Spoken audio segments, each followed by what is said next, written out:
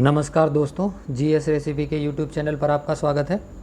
आज हम उड़ीसा स्टेट के बारे में डिस्कशन करेंगे। चलिए स्टार्ट करते हैं। उड़ीसा की कैपिटल का नाम है भुवनेश्वर। उड़ीसा की जो ऑफिशियल लैंग्वेज है उसका नाम है उड़िया। और इस समय जो उड़ीसा के मुख्यमंत्री हैं उनका नाम है नवीन पटनायक। और जो इस समय गवर्नर हैं उड़ीसा के उनका नाम है गणेशी लाल। अगर लोकसभा की सीटें देखी जाएँ तो यहाँ पर लोकसभा की सीटें 21 हैं, राज्यसभा की सीटें 10 हैं और विधानसभा की सीटें 147 हैं। अगर डिस्ट्रिक्ट देखा जाए या ज़िले देखे जाए यहाँ पर तो ज़िलों की संख्या है 30। इस्टेब्लिशमेंट ईयर देखा जाए कि इसकी स्थापना कब हुई थी तो इसकी स्थापना हुई थी 26 जनवरी 1950 को। और 1 अप्रैल 1936 से पहले इसको किस नाम से जाना जाता था? इसको उत्कला दिवासा नाम से जाना जाता था। अगर लार्जेस्ट सिटी की बात करें, उड़ीसा की लार्जेस्ट सिटी का क्या क्या नाम है, तो पहली लार्जेस्ट सिटी है भुवनेश्वर जो इसकी राजधानी है। फिर कटक जहाँ पर चावल अनुसंधान केंद्र है। और फिर उसके बाद है ब्रह्मपुर टाउन। फिर उसके बाद है राउरकेला। राउरकेला के बारे में भी आपको पता होगा, काफ़ी फेमस है। फिर है उसके बाद पुरी टाउन। उसके बाद देखें लार्जेस्ट डिस्ट्रिक्ट एरिया के हिसाब से लार्जेस्ट डिस्ट्रिक्ट जो है उड़ीसा उसका नाम है मयूरभंज। उसका नाम है मयूरभंज। अगर क्षेत्रफल के हिसाब से सबसे छोटा ज़िला देखा जाए तो उसका नाम है जगत सिंहपुर। और अगर पॉपुलेशन के हिसाब से सबसे बड़ा ज़िला देखा जाए तो उसका नाम है गंजम। और अगर पॉपुलेशन के हिसाब से सबसे छोटा ज़िला देखा जाए तो उसका नाम है देवागढ़, या इसको देवगढ़ के नाम से भी जाना जाता है। इस समय अगर वाइल्ड लाइफ सेंचुरी की संख्या देखें तो यहाँ पर वाइल्ड लाइफ सेंचुरी की संख्या 21। यहाँ पर नेशनल पार्क 2 हैं। और जो दो के दोनों जो नेशनल पार्क है ना, सबसे इम्पॉर्टेंट है, बार बार पूछा गया है, हर बार पूछा गया है। तो पहले नेशनल पार्क का नाम है भीतरकनिका नेशनल पार्क और दूसरे नेशनल पार्क का नाम है सिम्पलीपाल नेशनल पार्क। और दो के दोनों इम्पॉर्टेंट है, आप याद रखिएगा। अगर टाइगर रिजर्व देखें तो यहाँ पे टाइगर रिजर्व की संख्या 1 है और उस टाइगर रिजर्व का नाम क्या है? Satkosia tiger reserve. और मैंने बताया था जहाँ पे जिसकी संख्या केवल 1 होती है तो वो उसके लिए इंपॉर्टेंट बन जाता है। तो ये जो टाइगर रिजर्व का नाम है ये इंपॉर्टेंट टाइगर रिजर्व हो जाता है। इसको याद रखिएगा, ये किसी भी एग्ज़ाम में मैचिंग में ये पूछ सकता है कि सतकोसिया टाइगर रिजर्व कहाँ पर है। अगर इंपॉर्टेंट रिवर की बात करें तो यहाँ इंपॉर्टेंट रिवर कौन कौन सी है आपको पता है? महानदी सबसे इंपॉर्टेंट रिवर है। फिर ब्राह्मणी रिवर है। फिर बूदा बलगंगा रिवर है। फिर सुवर्ण रेखा है। फिर बैतरनी है। फिर रूसी कुल्य है। ये इंपॉर्टेंट रिवर है जिसमें से आप अगर याद करना चाहो तो आप देखो, आप बाकी सब पहचान जाओगे कहाँ कहाँ पर हैं, लेकिन इन दो को याद रखना, एक सुवर्ण रेखा को याद रखना और एक बैतरनी रिवर को याद रखना, क्योंकि ये दोनों नाम आप ज़्यादा सुनते नहीं होगे। ये कभी पूछा जाए तो आप उसका आंसर लगा सको। अगर इंपॉर्टेंट डैम की बात की जाए तो ये इसका सबसे इंपॉर्टेंट डैम है हीराकुंड डैम। आपको पता है ये बार बार पूछा गया है कि हीराकुंड डैम की लोकेशन कहाँ पर है। ठीक है। दूसरा है जालापुर डैम। फिर है मंदिरा डैम। फिर उसके बाद है पटोरा डैम। फिर उसके बाद है रेंगली डैम। अगर इंपॉर्टेंट फॉल्स मतलब वाटरफॉल की बात की जाए तो कौन कौन सी इंपॉर्टेंट फॉल है? पहला है खंदाधार फॉल है। फिर दूसरा है जोरांडा फॉल। फिर उसके बाद है दुधमा फॉल। फिर उसके बाद है बारेही पानी फॉल्स। तो ये इसके यहाँ पर इंपॉर्टेंट 4 फॉल्स हो गए। और जो सबसे इंपॉर्टेंट यहाँ का क्वेश्चन बनता है वो क्वेश्चन बनता है कि चिल्का लेक कहाँ पर है। तो ये इंपॉर्टेंट है, चिल्का लेक की जो लोकेशन है वो चिल्का लेक की लोकेशन कहाँ पर है? ये चिल्का लेक की लोकेशन है उड़ीसा में और ये बिल्कुल समुद्र के किनारे पर है। ठीक है। और ये इंडिया की लार्जेस्ट सॉल्ट वाटर लेक है, मतलब सबसे इंडिया की सबसे बड़ी खारे पानी की ये लेक है। अगर इंपॉर्टेंट टेंपल की बात की जाए तो ये इंपॉर्टेंट सबसे इंपॉर्टेंट टेंपल है कि कोणार्क का जो सन टेंपल है वो भी उड़ीसा में है। दूसरा लिंगराज टेंपल भी यहाँ पर है और तीसरा जगन्नाथ टेंपल भी जो है यहाँ पर। और आपको पता होगा उड़ीसा के जो पूरी एक लोकेशन है वहाँ पे बहुत भव्य मंदिर भी बना हुआ है। वहाँ पे बहुत मतलब एक तरीके से ये चारों धाम की यात्रा में भी एक आता है कि पुरी में भी लोग जाते हैं जगन्नाथ जी के दर्शन करने। तो आप इसको याद कर सकते हैं। ठीक है। कोणार्क काफ़ी बार पूछा गया है तो कोणार्क कैसे याद कर सकते हैं। पैलेस की बात करें तो यहाँ पे इंपॉर्टेंट 2 पैलेस हैं। पहले का नाम है ऑल पैलेस जो कि है लोकापाड़ा में और दूसरा है रुंडावन पैलेस जो है गजपति में। ठीक है। इंपॉर्टेंट डांस फॉर्म की बात की जाए तो उड़ीसी यहाँ का डांस फॉर्म है। फिर साविरी डांस फॉर्म है।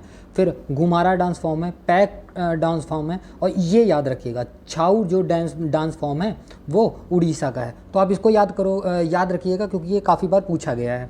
फिर उसके बाद छठवां डांस फॉर्म है गोतीपुआ। फिर उसके बाद है संबलपुर, जिसमें से जो सबसे इम्पॉर्टेंट है वो छाऊ जो डांस फॉर्म है, ये सबसे इंपॉर्टेंट है। अब इसके डिस्ट्रिक्ट की बात की जाए, आप ऊपर देखो कि यहाँ पे डिस्ट्रिक्ट की संख्या कितनी है, यहाँ पर डिस्ट्रिक्ट की संख्या 30 है और सबकी लोकेशन अभी मैप में हम देख लेते हैं। तो ये इसका पॉलिटिकल मैप है। अगर आप पूरे इंडिया के फुल मैप में देखोगे तो पूरब साइड में, पूरब क्या, अगर ऊपर से नीचे तक अगर दिशा आपको देखना नहीं आता तो आप याद रखिएगा, आप प्लस का साइन लगाइए, फिर अपने दाहिने साइड में लिखिए, अपने दाहिने साइड में लिखिए पूरब, फिर उसके अपोजिट साइड में लिखिए पश्चिम, फिर ऊपर उत्तर, फिर नीचे दक्षिण। और अगर इंडिया के हिसाब से उड़ीसा की लोकेशन देखी जाए तो ये दक्षिण पूर्व में है। ये कहाँ पर है, या तो दक्षिण पूर्व बोल सकते हो या तो पूर्व दक्षिण बोल सकते हो, तो दक्षिण पूर्व ज़्यादा सही है। तो उड़ीसा की लोकेशन कहाँ पर है, इंडिया के दक्षिण पूर्व में है। अब इसके सारे डिस्ट्रिक्ट के नाम हम देख लेते हैं कि डिस्ट्रिक्ट के नाम क्या क्या हैं। चलिए स्टार्ट करते हैं कि सबसे ऊपर से स्टार्ट करते हैं। तो सबसे ऊपर डिस्ट्रिक्ट का नाम क्या है, उसका नाम है सुंदरगढ़, उसका नाम क्या है, सुंदरगढ़। फिर उसके नीचे आएंगे तो झारसुगुड़ा दूसरे डिस्ट्रिक्ट का नाम है। फिर इधर आएंगे तो मयूरभंज डिस्ट्रिक्ट आ जाएगा। फिर उसके बाद किंदुझर डिस्ट्रिक्ट आ जाएगा। फिर उसके बाद देवगढ़ डिस्ट्रिक्ट आ जाएगा। फिर संबलपुर डिस्ट्रिक्ट आ जाएगा। फिर सुबर्णपुर डिस्ट्रिक्ट आ जाएगा। फिर बारगढ़। फिर उसके बाद आपका आ जाएगा अंगुल, अंगुल के बाद आ जाएगा धेनकानाल। फिर उसके बाद आ जाएगा जजपुर, जयपुर नहीं है ये जजपुर है। फिर उसके बाद आ जाएगा बालेश्वर, उसके बाद क्या आएगा, बालेश्वर आ जाएगा। बालेश्वर के बाद भांडरक है। भांडरक के बाद आ जाएगा कटक, कटक के बारे में पता है काफ़ी फेमस है। कटक के बाद आ जाएगा बौद्ध, बौद्ध के बाद हो जाएगा बालंगीर आ जाएगा। फिर उसके बाद और नीचे आएंगे तो नायागढ़ आ जाएगा। ठीक है, अब बुलंदशहर की भी लोकेशन यहाँ पर है, देख लीजिए ये बुलंदशहर है। और उसके बाद नीचे आते हैं, उसके बाद और नीचे देखते हैं क्या क्या नाम है। इधर देखिए ये है केंद्रपारा, इसका नाम क्या है, केंद्रपारा। फिर उसके नीचे का नाम क्या है, जगत सिंहपुर। फिर कटक के बारे में बताया जा चुका है। फिर नायागढ़ के बारे में बताया जा चुका है। फिर खोरठा है। फिर ये पुरी, पुरी आपको पता होगा ये पुरी टेम्पल है। और ये इसका नाम है गंजम। फिर आगे नाम है खंडामाल। फिर है बालनगीर। फिर है नौपाड़ा, नौपाड़ा के बाद आ जाएगा नाबा रंगपुर आ जाएगा।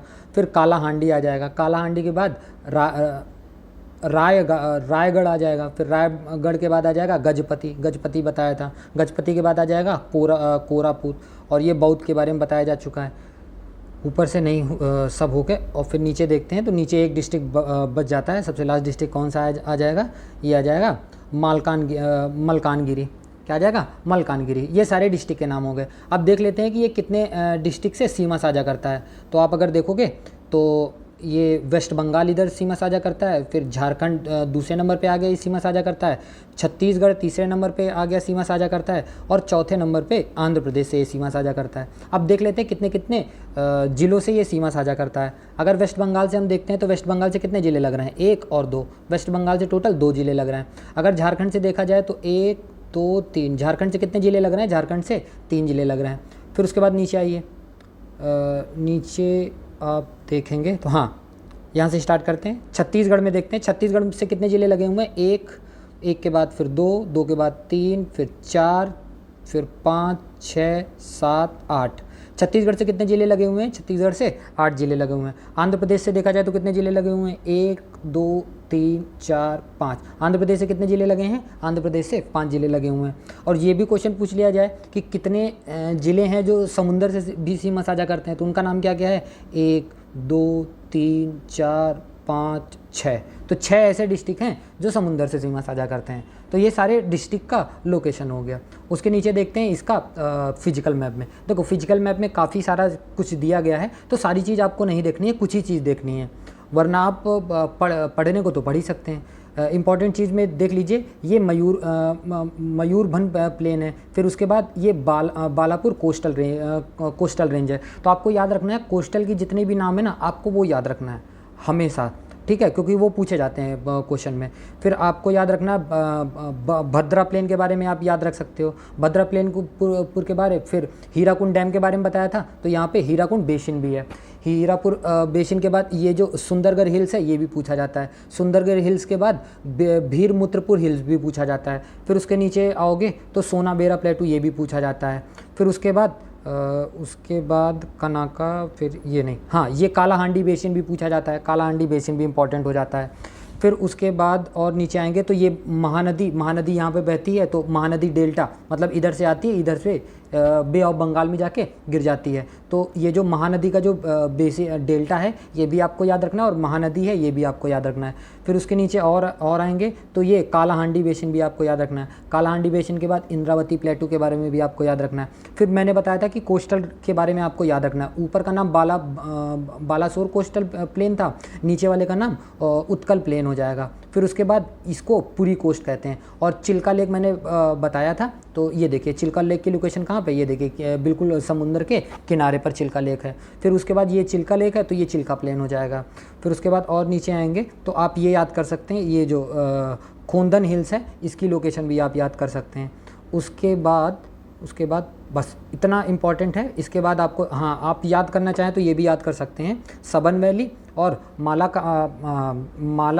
कांगरी प्लेटू, आप इसको भी याद कर सकते हैं। इसके अलावा जितनी भी चीज़ें हैं याद करने की ज़रूरत नहीं है, आप याद करना चाहें तो हाँ ये भी आप याद कर सकते हैं कि ये जो जितनी भी चीज़ें आ रही हैं ये ईस्टर्न घाट में आती हैं। तो क्यों ईस्टर्न घाट में आती हैं, क्योंकि जब पूरा इंडिया के बारे में डिटेल में पढ़ाया जाएगा तो आपको बताया जाएगा, ये जैसे इंडिया है ना, ये इंडिया का मैप है, तो आपको पता होगा कि इधर साइड जितने भी मतलब पहाड़ियाँ हैं उनको आप नाम क्या देते हो, उनको नाम आप देते हो वेस्टर्न घाट, उनका नाम क्या देते हो, वेस्टर्न घाट। और इधर की जितनी पहाड़ियाँ हैं उनका नाम आप क्या देते हो, उनका नाम आप देते हो ईस्टर्न घाट। ठीक है, तो ईस्टर्न घाट, वेस्टर्न घाट, इनकी सबसे ऊंची चोटी कौन सी है, ठीक है, कितनी चोटियां हैं, इंपॉर्टेंट पठार कौन से हैं, ठीक है। तो इन सब के बारे में जब इंडिया का डिटेल मैप जियोग्राफी का पढ़ाया जाएगा तो इसमें उन सब के बारे में डिटेल में डिस्कशन किया जाएगा। लेकिन अगर आपको उड़ीसा के लेवल में पूछा जाए, उड़ीसा से रिलेटेड, तो आपको ये सब याद रखना है, जो इसके मतलब कोस्टल जो मतलब नाम है उनको सबको याद रखना है। एक बार फिर से देख लीजिए, ये है बालासोर कोस्टल रेंज, फिर उसके बाद ये उत्कल प्लेन है, फिर ये पुरी कोस्ट है, फिर ये गंजम कोस्ट है। तो ये आप चार के चारों याद रखिएगा। तो ये जो सीरीज चल रही है कैसी लग रही है आपको, ज़रूर बताइएगा, अपने दोस्तों से शेयर करिए और वीडियो को प्लीज़ लाइक करिए, और कोई भी दिक्कत परेशानी हो तो कमेंट सेक्शन में आप बता सकते हैं। धन्यवाद।